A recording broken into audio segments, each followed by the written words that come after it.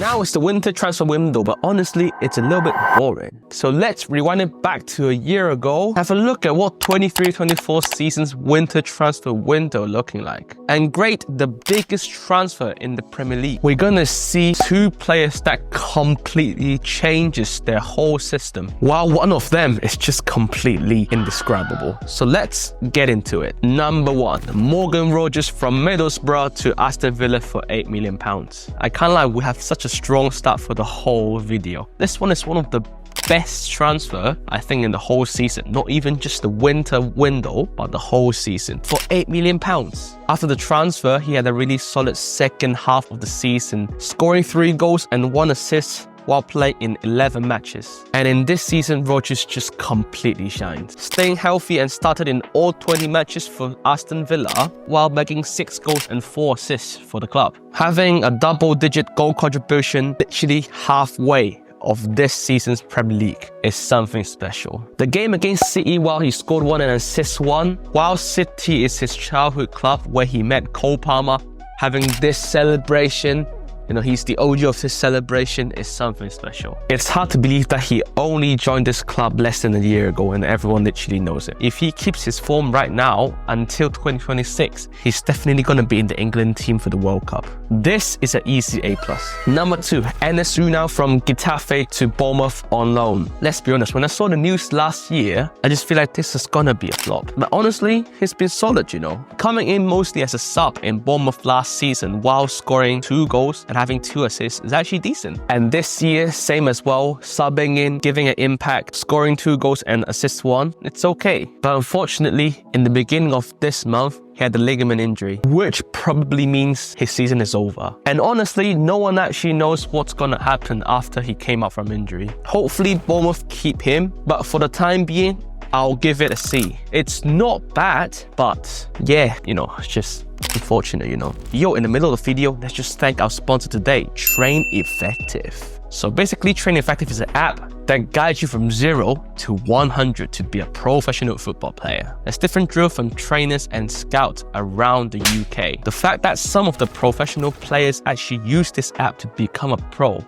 whoa, that's all you need. PSV winger Johan Bakayoko used this app when he was younger, and there's new challenges and new tutorial every week. There is one with my club, there's Van der Ven, Isak, Saliba, all of the trainings there every week. And you can even share your progress to your friends on the app. Show them what you progress and just become the best. Click the link in the description to learn more, and I'm sure that you'll love it. 1 click means 1 support to the channel. Harri needs your help. Appreciate that. Obrigado.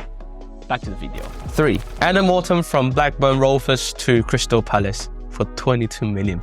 I remember when I read the news that time, I was like, who is that guy?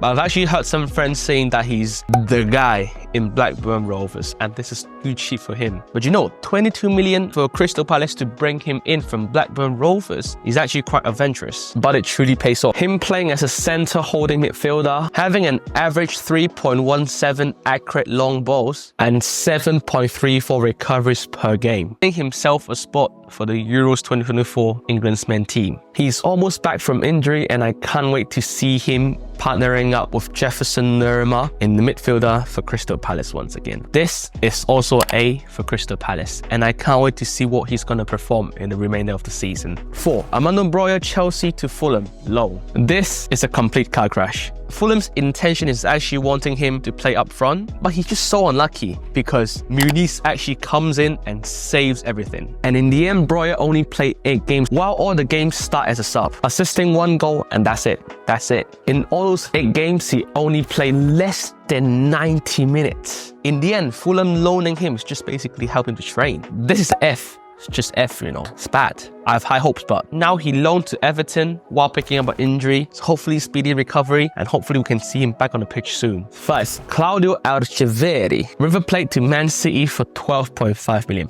Another youngster signing for Man City. Back in last season, everyone say that he's going to be the future star. Although he's a straight loan back to River Plate, but people actually see him playing decent. Having an 81.8% pass accuracy, averaging 3 shots per game, and scoring 2 goals, bagging 3 assists this season. Although it's only the Argentinian league, but his potential has been shown. It's an NA for now, but hopefully when he comes in, he can inject some energy into this stay humble Man City team. 6. Gio Reyna from Dortmund to Forest on loan. I feel like this is a transfer that no one actually remembers. I was doing research and I was surprised that it actually happens. Everyone just seems to forget it. Started in 2 games, playing 9 matches in total while bagging 1 assist. It's just something that no one remembers. I remembering him and the LeBron James of soccer, Christian Pulisic, was like the 2-star in America. But now, he's kind of the forgotten one. After having that atrocious season, he's now back in Dortmund and he's playing alright. It's nothing too shiny, but he's just a normal squad player for Dortmund. It's fair to say that he lost his golden boy flair. Has to be it's just bad. 7. Brereton Diaz from Villarreal to Sheffield United on loan. I love seeing Brereton Diaz play.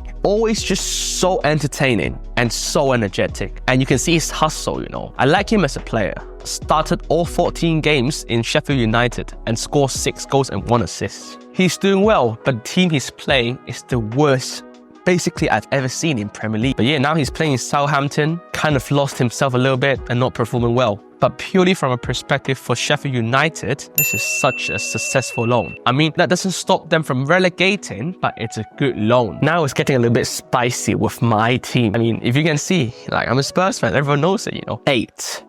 Timo Werner. Leipzig to Spurs. What can we say? The worst decision we have ever made. The fact that we actually think that Werner is gonna get his form back to the best, like where he did in Leipzig 5-6 years ago while I was still playing FIFA back days. It's just something that I feel like we're just having a brain freeze, Credit to him, while he's actually scoring 2 goals, having 3 assists, and this season he actually got 1 goal and 3 assists. All the stats just can't fully describe his way of playing on the pitch. Just running, and then just running everywhere, or having the worst touch and worst decision, having multiple offsides. That's just kind of Werner. Everyone knows it. And everyone's laughing at us actually continuing his loan this season. Watching him multiple times in the stadium, when he touches or when he dribbles the ball, everyone just lost hope. They just feel like this possession has been lost. All I want is him returning back to Leipzig this transfer window, please. It's a C- for Spurs. It's not the worst, but we should get someone else rather than him. 9. Radu Dragusin Genoa to Spurs for 26.7 million. The fact that Spurs actually win the transfer battle between Spurs and Bayern Munich to secure him to signing to us is something just purely magical. And in the end, Bayern need to sign Eric Dyer from us. Wow. In Genoa time, he's actually well known for his header and his pace. But when he arrived in Premier League, the way of playing and the pace of the game is just so much quicker than Serie A. It actually took him quite some time to get used to the style of play in Premier League. Until the recent 5-6 games, we can see him actually adapting well and kind of merging into the team. He's been decent, but he still needs to work on his footwork, sometimes making some stupid mistakes. I think when Romero and Van de Ven fully recovered and come back to the starting, he's probably going to be our 3rd defender, and I'm not sure if he's willing to stay on the bench when he's still so young. I would say it's a B- for Spurs. I really hope he can stay in Spurs for a longer period of time and keep on strengthening our defensive depth. Last, Calvin Phillips, Man City to West Ham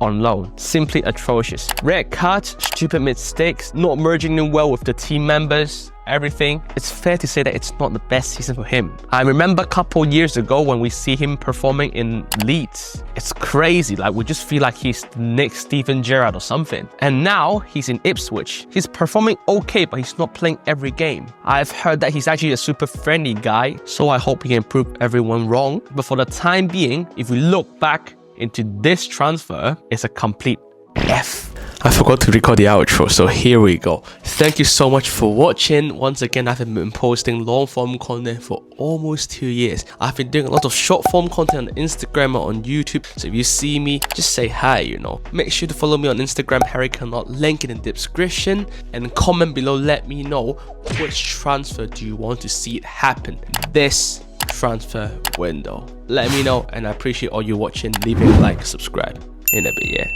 Cheerio. Bye bye.